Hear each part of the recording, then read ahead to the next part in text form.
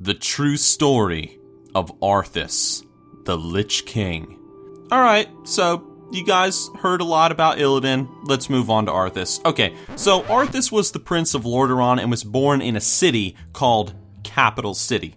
Yeah, you heard me right. I guess Blizzard just couldn't think of any good names for the capital of Lordaeron, whatever. Anyway, Arthas pretty much grew up as a spoiled little brat. He got everything he wanted. He even got a horse that he named Invincible. 3 guesses what happens to the horse. So because Arthas is such an impatient little dickweed, he pretty much rides Invincible out one day while it's snowing. The horse slips as it tries to jump over some whatever, and then it breaks its legs and Arthas has to kill it with his sword. Ooh, boo-hoo. It's not like your dad can afford 1 million more horses for your royal ass to ride. Now after Arthas recovers from the tragic loss of his horse, he goes to become a paladin. And a paladin is pretty much a warrior that can cast spells, so pretty much a warrior if a warrior was actually fun and interesting to play in World of Warcraft. So Arthas then gets the hots for a blonde girl who lives down the street in a city called Dalaran. Her name is Jaina Proudmoore, and she's pretty much the most one-dimensional thing since something one-dimensional. But anyway, I guess she had like a big booty or something because Arthas falls in love with her.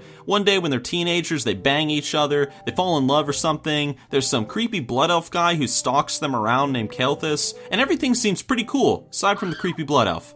That is, until the day that the undead came. Lordaeron had always been a pretty dope and swag place, but suddenly, all these dead people started to come to life and scare people, and it wasn't even Hollow's End. Arthas and friends go out to investigate, and they learn that the plague was started by some guy named Kel'Thuzad, who Arthas kills.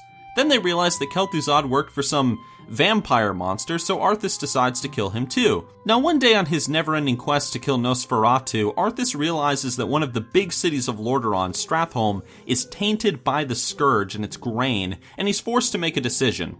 Either kill all of the innocent people before they turn into evil undead and start killing innocent people and spreading the plague, or, well, there really wasn't any other option, so Arthas did nothing wrong. So Arthas proceeds to kill all of the innocent people, which really pisses off Jaina and Arthas' teacher, Uther the Lightbringer. He's that asshole in Hearthstone with that mysterious challenger card if you don't know who he is. But in the end, he does end up reaching Dracula, who tells him to meet him in Northrend, because why not? He likes snow. Arthas decides to chase him, and this really pisses off a lot of people since everyone thinks he's crazy now.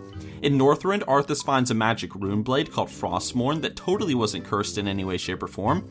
He kills Nosferatu, and then he wanders off into the snow to never be heard from again. That is until he came home, murdered his father, destroyed his entire kingdom, and pretty much became a super awesome badass. To just prove that he's such a badass, he goes and destroys the entire High Elf kingdom up in Quel'Thalas because he was sick of their shit, and he had to bring Kel'Thuzad back to life since, well, Arthas didn't have any friends. He corrupts a thing called a Sunwell, which nobody cares about. A bunch of elves are really sad, which is awesome.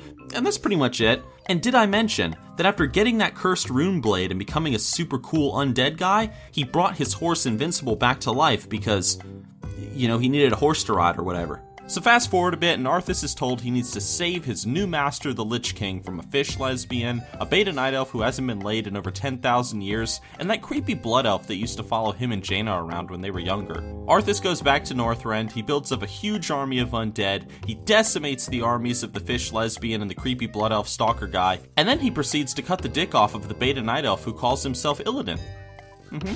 He then climbs up the frozen throne, puts on the Lich King's hat, and becomes the new Lich King, making him even more of a badass. So pretty much, Arthas is the most badass character ever with the most badass backstory ever. Sort of. That is, until Wrath of the Lich King, where Blizzard turned him into a whiny, no-good moron who didn't have a single strategic thought in his entire head. After every encounter or battle that we had with the Lich King in Northrend, he would just say, "Haha, losers, I'll get you next time," and then he would run away like a little bitch. It's pretty dumb, I admit. After Arthas loses pretty much complete control over Northrend, a bunch of heroes and an old perverted man attack Ice Cream Citadel. The old man gets frozen in an ice cube for the entire fight, and a handful of random heroes manage to take down the Lich King. Oh, wait, hold on, sorry.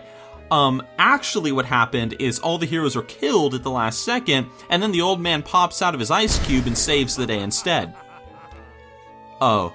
So Arthas dies all dramatically, he sees his dad one last time, whose fingers kind of look like sausages, and then a random character that no Horde player gave a damn about becomes the new Lich King. But you see, this Lich King, He's on fire. Ooh, how original. And that's pretty much it. That's the story of Arthas.